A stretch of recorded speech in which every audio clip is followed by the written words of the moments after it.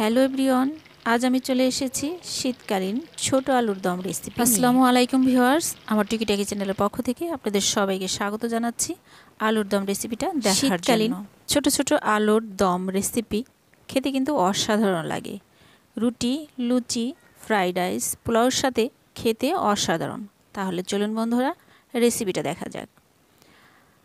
রেসিপিটা তৈরি করার জন্য আমি এখানে 1 কেজি পরিমাণ ছোট আলু নিয়েছি।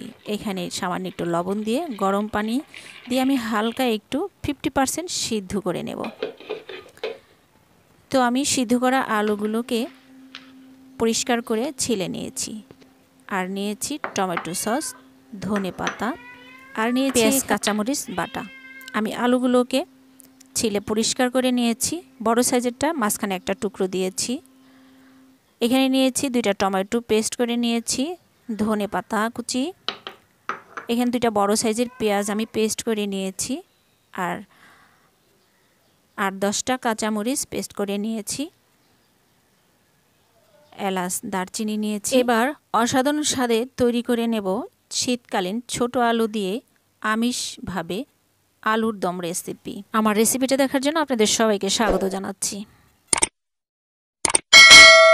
আমার রেসিপিটা তৈরি করার জন্য প্রথম আমি চুলোতে একটা কড়াই বসিয়ে দিয়েছি, আর তাতে সামান্য পরিমাণ তেল দিয়ে সামান্য একটু লবণের ছিটা দিয়েছি, যাতে আমি আলুগুলো খুব সহজেই কড়াইতে ভেজে নিতে পারি। সবগুলো আলু দিয়ে আমি সামান্য একটু হলুদ দিয়ে দেব। এবার আমি এর মধ্যে সামান্য পরিমাণে একটু লবণ দিয়ে দেব, কারণ তেলের মধ্যে আমি একটু লবণ দিয়েছি, আর সামান্য পরিমাণে লবণ দিয়ে আমি এটাকে ভালো মতো তেলের উপরে ভেজে নেব। এতে করে আলুর দমটা খেতে কিন্তু খুবই টেস্টি হয়ে থাকে। শীতের দিনের নতুন আলুর দম এরকম তেলের উপরে ভেজে আলুর দম তৈরি করলে খুবই মজা হয়ে থাকে। আমার কাছে তো খুবই ভালো লাগে, আর আপনারা চাইলে সরাসরি কষায় নিতে পারেন, তবে আমার কাছে এরকম খেতেই ভালো লাগে। এবার আলুগুলো কিন্তু ভাজা হয়ে গিয়েছে, আমি সবগুলো আলু তুলে নিয়েছি। এবার ওই কড়াইয়ের মধ্যে আমি আর একটু তেল দিয়ে দেব। এবার এর মধ্যে দিয়ে দেব এলাচ এবং দারচিনি। এলাচ দারচিনিকে কয়েক সেকেন্ড ভেজে নেব। এবার আমি এর মধ্যে দিয়ে দেব পেঁয়াজ আর কাঁচামরিচ পেস্ট করে নিয়েছিলাম, তো পেঁয়াজ কাঁচামরিচ পেস্ট আমি দিয়ে দিলাম। এবার তেলের উপরে ভালো মতো কষিয়ে নেব।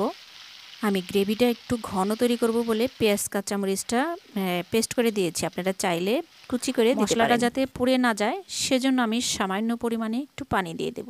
এবার দিয়ে দেব আদা রসুনের পেস্ট, দিয়ে দেব হলুদ গুঁড়ো, মরিচ গুঁড়ো, সামান্য পরিমাণে লবণ দিব, কারণ আমি সিদ্ধ করার সময়ও লবণ দিয়েছি এবং আলু ভাজার সময়ও লবণ দিয়েছি। এবার এর মধ্যে দিয়ে দেব ধনিয়ার গুঁড়ো, আর দিয়ে দিলাম আমি একটা এলাচ দারচিনির মশলা তৈরি করে রেখেছিলাম, সেই মশলা। তো সবগুলো মশলা আমি একসঙ্গে দিয়ে খুব ভালো মতো কষিয়ে নেব। সামান্য একটু পানি দিয়ে এবার খুব ভালো মতো মশলাটাকে কষিয়ে নিতে হবে।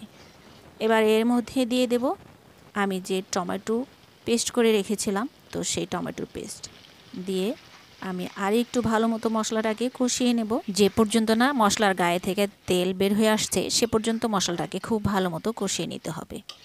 আর মশলার গায়ে থেকে যখন তেলটা বের হয়ে আসবে তখন বুঝতে হবে মশলাটাকে কষানো হয়ে গিয়েছে।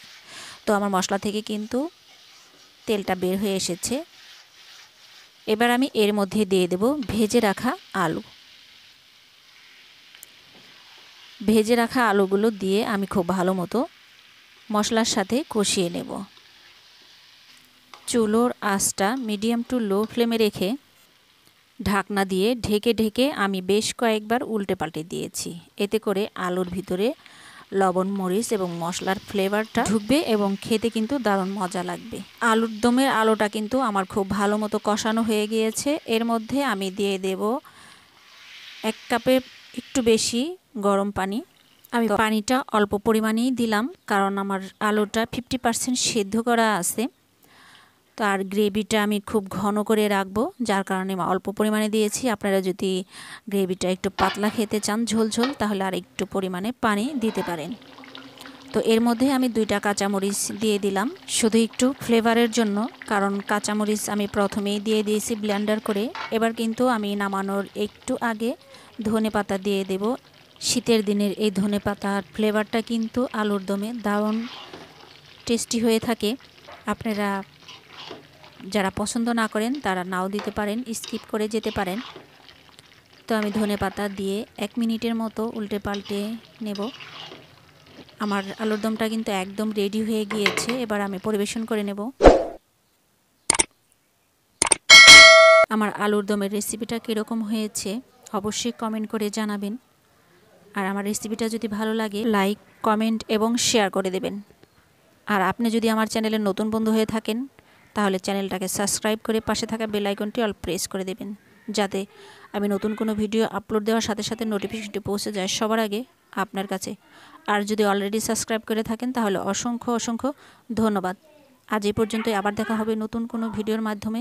সে পর্যন্ত আপনারা ভালো থাকবেন, সুস্থ থাকবেন, আর আমি বিদায় নিচ্ছি। আল্লাহ হাফেজ।